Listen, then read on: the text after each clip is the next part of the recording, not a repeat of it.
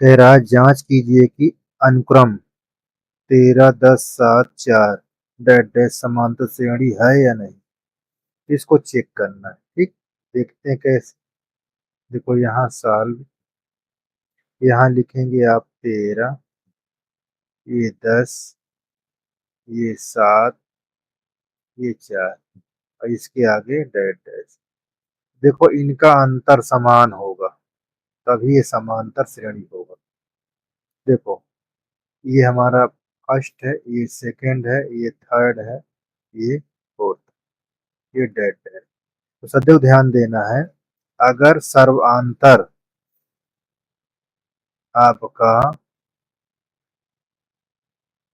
निकालना हो, सर्वांतर से ही हम जान पाएंगे कि हमारा समांतर श्रेणी है या नहीं।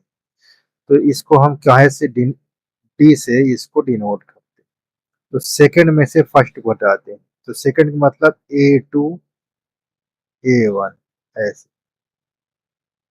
तो हमारा A2 कितना है 10 और माइनस 13, कितना आया -3 आया। ठीक, इसी प्रकार सबको चेक कर लीजिए। अब देखो A3, A3 में से A2 घटा दो,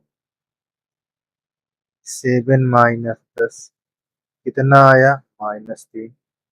फिर यहाँ A4 में से A3 घटा दो, 4 -7 कितना आया। तो देखो सर्वांतर क्या है, समान। क्या है, समान। समान है तो हम क्या कहेंगे, AP यह AP के रूप में है। ठीक, तो हाँ आप बोल देंगे, ये आपका उत्तर हो जाए। इस तरह आपको करना है। ठीक, पहचानना। और जितने पद है इसमें लगभग सभी को चेक कर लीजिए। ठीक, बीच में मत बोल दीजिए क्या है। इस पर देखो हम सबको निकाल दिए तो हम जान गए कि सीपी के रूप में है, तो हाँ लिखिए। ठीक है ना? अब देखिए, अब इसमें क्या बोल रहा है, सतवां में समांतर श्रेणी लिखिए जिसका प्रथम पद 5 तथा सर्वांतर -3। तो समांतर श्रेणी लिखिए। तो देखिए समांतर श्रेणी कैसे लिखिए। हमारे पास क्या क्या चीज दिया है इसको हम साल में लिख लेते हैं। देखो प्रथम पद का मतलब ए दिया हुआ है 5, और हमको डी दिया है सर्वांतर -3।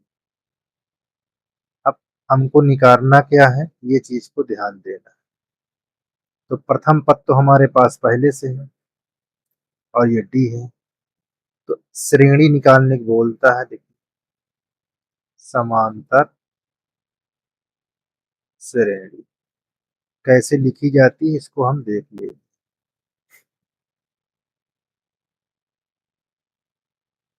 ठीक, इसको हम लिखते हैं ऐसे, ए कामा A+D कामा A+2D। इस प्रकार लिख, कामा A+3D dash dash dash dash. चल, अब इस पर रख ले, हम देख ले। हमारे पास क्या है, प्रथम 5 है, यहाँ रखोगे ए का मान 5 और यहाँ प्लस ये और ये माइनस,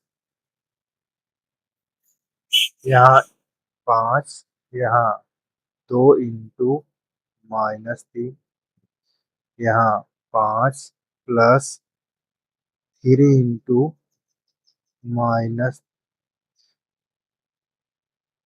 ये 5, यहाँ आपका 2 हो जाएगा।